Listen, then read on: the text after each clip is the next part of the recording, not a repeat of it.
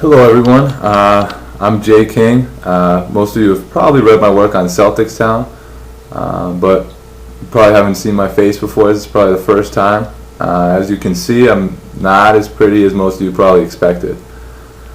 So today I'm starting a question and answer session where you can tweet me your questions to @CelticsTown.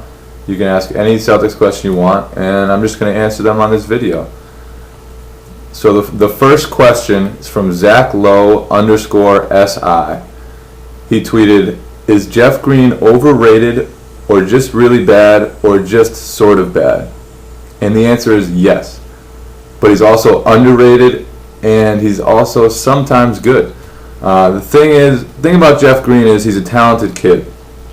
If you've read my website, you know I don't like him very much.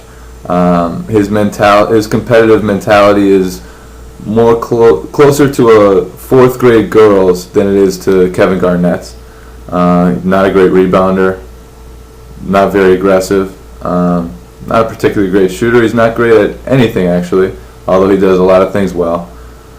But the thing is, it's easy to envision a world where Jeff Green becomes a very good NBA player because he can do so much, because he has a good basketball IQ, he passes well, he can score a little bit, he's pretty athletic. There's talent there. The thing is, he needs a different mentality. He came into Boston and he said himself, I had to take a back seat I did take a back seat to the Big Four, and it's tough coming in to playing with so many Hall of Famers. And really, that's not the mentality you want when you're looking to signing a guy, and he's a guy who's probably going to come with a pretty big price tag, even though he did disappoint last year. So at times he has been overrated, such as when the Celtics traded for him. At times he's been really bad. I can remember a few games when I wanted to throw my computer out the window while watching Jeff Green play. At times he's sort of bad. Sometimes he does some pretty good things, and sometimes he shows flashes of brilliance. He'll go up and catch an alley-oop, and you'll wonder, where the heck was that? Or he'll play. There was one game in the Heat series where he played fantastic defense on LeBron for a whole game, and then there was another game. I looked back at the tape, and he pretty much might as well not have even tried to guard LeBron James. So at times, Jeff Green's a little bit of everything. The decision the Celtics have to make is whether they want to commit long-term money to him, because that's probably what it's going to take to sign him. Which brings us to our next question from Mr. Triple Double 10. He tweets, "Your Ainge, what type of contract do you sign Jeff Green and Glen Davis to? Money in years, assuming CBA rules are similar." And the thing about it is, the Celtics saved all types of cap space for 2012, which is the summer when Dwight Howard might become a free agent, which is the summer when KG's contract expires, when Ray Allen's contract expires. The only two players on the books for that season so far are Paul Pierce and Rajon Rondo. So they do have all types of cap space, and they have to decide whether they want to use some of that on Green and Davis. In a perfect world, maybe, as Mr. Triple Double actually tweeted me later, you would sign Green or Davis to a one-year deal. They would get paid whatever amount of money, and then they'd be off the books, and the Celtics would still have all that cap space. But chances are that you're not going to be able to sign Green or Davis to a one-year deal. Chances are they're going to want long-term money and pretty sizable contracts, even though both of them did do their best to play themselves out of those contracts. But the thing is, what I would try to do if I were Danny Ainge, I would try to sign and trade those guys for veteran players who can make an impact. Think a Shane Battier or someone along those lines. I'm not even sure if Battier is a free agent. I don't think he is, but just someone like that who would have an expiring contract, come in, play a role for 1 year, and then his contract would be gone, and the Celtics would still have all that cap space to go after Howard, to go after other free agents, to really reload rather than rebuild after the Big Three era. So I'm leaning toward hoping the Celtics sign and trade those guys. If they did sign for smaller contracts, I wouldn't be too upset about it, especially if it was a one-year deal. One-year deal or sign and trade, ideal. Which brings us to our next question, kind of. GZ Celtics tweets, which two players would you select if you had to choose two? Delonte West, Jeff Green, or Glen Davis?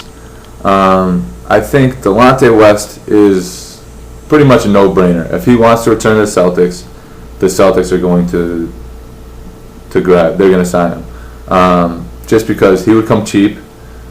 The Celtics, I don't think they would be, under the current CBA rules at least, they wouldn't be allowed to offer him anything more than $2 million, I believe, unless they gave him some of the mid-level exception. But, so he'll come cheap, and you know what you're getting from Delonte West. Granted, he isn't always healthy. He has had some personal issues in the past. But still, when he goes out on that court, you know he's going to play defense. You know he's going to give it his all. You know he's going to take a challenge and respond to it the best way he knows how. He's a guy you can go to war with. He's a guy you want on your side when the going gets tough. So West, yes, please. He's a no-brainer to me. Out of Jeff Green and Glen Davis, I would say I would choose to keep Green. There are a number of reasons for that. One being Green has more potential, I believe. I mean, what did he average in Oklahoma City? 15-7. Granted, it wasn't an efficient 15-7, but nothing Glen Davis has done in his career has been too efficient either.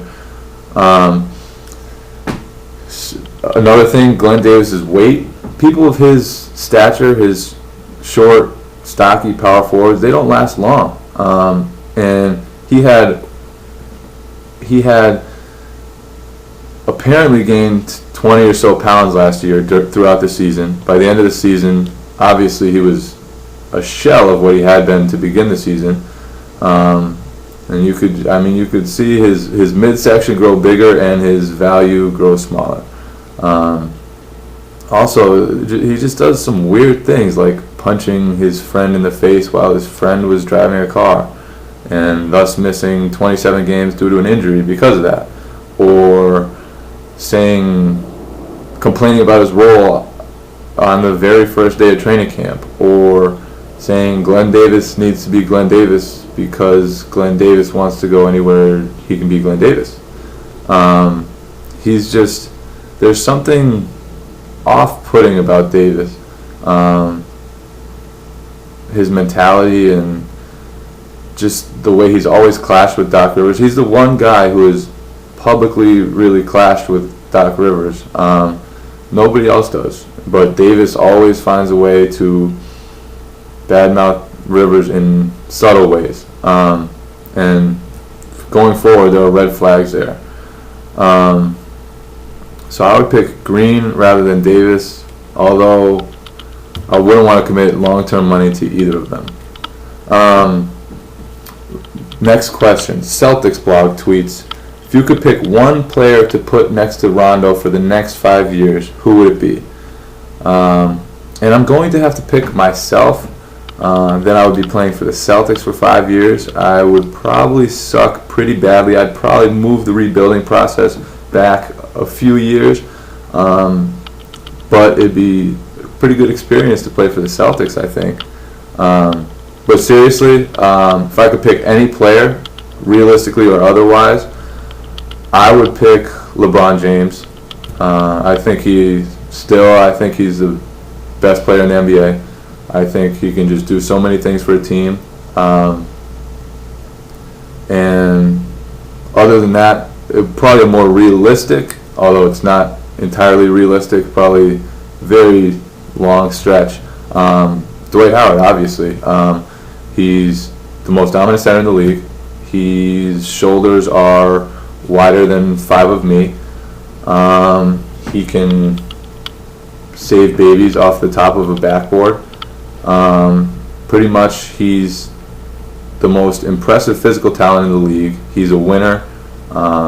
He's a defensive player, and the thought of a Rondo to Howard alley-oop combination makes me pretty giddy, actually. So I would pick Howard just because I think he would fit in with any team. He doesn't need as many touches, although he complains about his lack of touches sometimes. But he's the type of guy who impacts the game in so many ways. And he's young, and he'll keep impacting games in so many ways for a long time. Last question, finally. Sweet and Sour Lady tweets, any chance we get Marquis Daniels back on the squad after this lockout mess is over? What are the vices and virtues? I think there is a chance that the Celtics pick up Marquis Daniels, but hopefully they've learned their lesson that you cannot go into a season with Marquis Daniels as your only small forward. He has only played more than 60 games twice in his career, twice in a season, single season in his career. He's injury prone. He has a spinal condition, obviously. Even before we knew he had a spinal condition, he was always injury prone. And on top of that, he can't shoot very well. He goes through spells. I'll tell you what I call him to my friends. We call him the anti-Tony Allen, because Tony Allen would come in and you knew he was going to change a game. You knew whether it was good or for bad. You knew Tony Allen was going to come in and change a game. He was going to either throw 4 or 5 turnovers in a row, or he was going to make 3 or 4 great plays in a row, or he was going to foul a 3-point shooter, or he was going to make a steal, or he was going to do something to affect the game. No matter how long he was on the court, he was going to make his impact. Daniels, completely opposite. His demeanor, which he never smiles, never really makes any kind of emotion, is a lot like his game. He's just kind of on the court. He's not really helping too much. He's not really hurting too much. He's just kind of out there playing off his teammates.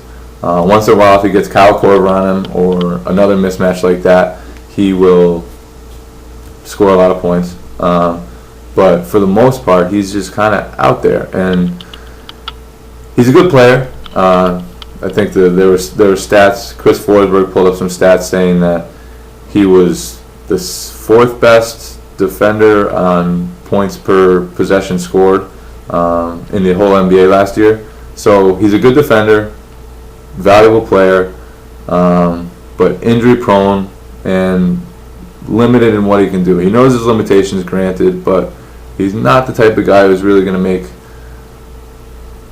make a run for your team. He's the type of guy who's just going to go in there, plug him in, play his role, and then get injured somewhere down the road. So if the Celtics do sign him, I hope they have another plan to go to for whenever Daniels gets injured. But really, the big thing is that he's healthy, thank God, and he has resumed workouts, and he expects to return to the NBA, which when we saw him fall to the floor against Orlando, I mean, that wasn't at all promised. So thank you, God, for helping Marquis Daniels get back to the court. And if it's for the Celtics, that's fine, but let's just hope they have another option. So that's it for today. Tweet me your questions to @CelticsTown, and this has been fun.